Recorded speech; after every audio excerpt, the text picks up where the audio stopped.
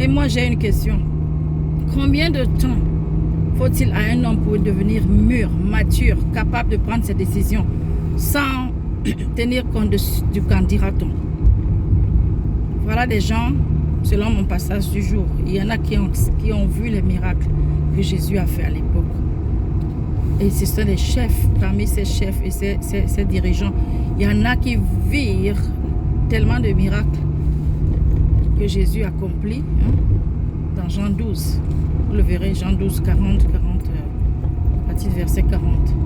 Mais qu'est-ce qu'ils ont fait? Ils refusèrent d'en faire l'aveu parce qu'ils avaient peur d'être exclus de la synagogue.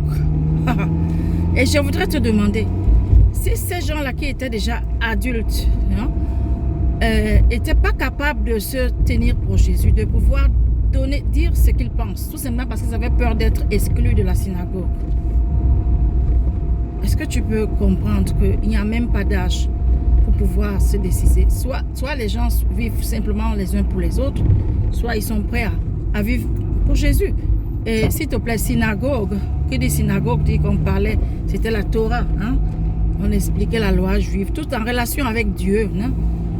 Et là, dans un milieu comme celui-là, on reconnaît que non, cet homme est envoyé de Dieu, mais on ne veut pas s'afficher avec lui parce qu'on risque d'être exclu, parce qu'on risque de perdre la crédibilité. Des fois aussi, c'est comme ça. On voit très bien un chrétien qui n'est pas comme les autres. Il est un peu bizarre dans sa façon de, soit peut-être même de s'habiller, de se présenter, mais il est engagé avec son Dieu. Ou bien il a une conception à peu près pas du commun des mortels, quoi. On sait très bien qu'il est de Dieu parce que Dieu il fait comme il veut avec chacun. Mais on ne veut pas s'afficher avec la personne, on ne veut pas se proclamer, on ne peut pas marcher avec la personne ouvertement de peur d'être jugé, de peur d'être rejeté. Et on s'associe avec des gens juste parce qu'on a peur d'être seul.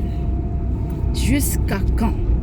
Si déjà en tant qu'adulte, tu es esclave de qu'en dira-t-on? Je voudrais te dire aujourd'hui, jusqu'à quand? Jésus-Christ a donné sa vie pour toi. Il n'a pas regardé ce que pensaient les gens. Pour les Juifs, il était maudit parce que maudit est celui qui donne sa vie, qui meurt à la croix.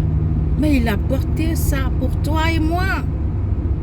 La Bible dit, il était un homme, il était Dieu. Mais en tant qu'homme, il a souffert. Cette croix n'était pas facile à porter. La veille, il a prié, Père, s'il est possible que cette coupe s'éloigne de moi. Sa sueur est devenue comme du sang parce que c'était dur. L'heure était dure de savoir que ces clous allaient transpercer ses os. Il a fait pour toi. Est-ce que tu en es vraiment conscient quand tu loues Dieu là? Je te loue, Seigneur. Est-ce que tu as compris ce que ça veut dire? La simple reconnaissance consiste à ce que quand tu as dit oui à Jésus, dis-lui oui. Et même si tu es parmi les notables du pays, raconte-leur que tu aimes Jésus, que tu crois en Jésus, avec une telle, comment on appelle ça, avec une telle assurance, telle évidence, qu'ils puissent comprendre que mais cette personne ne discute même pas, elle n'a pas honte.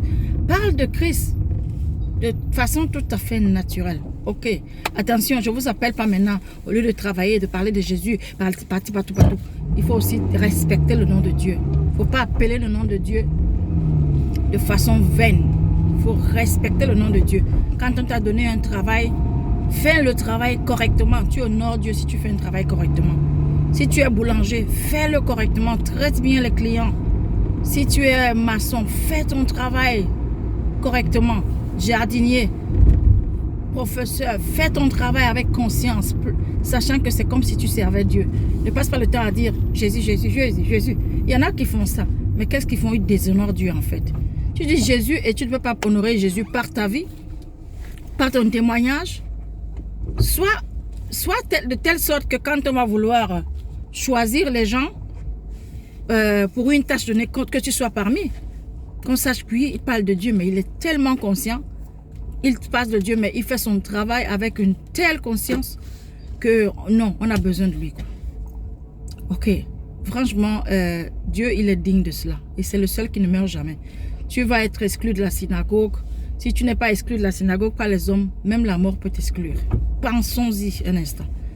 Même la mort peut t'exclure de la synagogue. Une maladie peut t'exclure de la synagogue. N'importe quoi. Alors si tu es exclu de la synagogue parce que Jésus a fait un miracle dans ta vie, parce que tu marches dans la vérité, c'est pas grave. Les amis, il y en a toujours. Les synagogues, il y en a beaucoup et ainsi de suite. Essayez un peu essayez un peu de... le mot ne me vient même pas. Essayez un peu de relativiser les choses.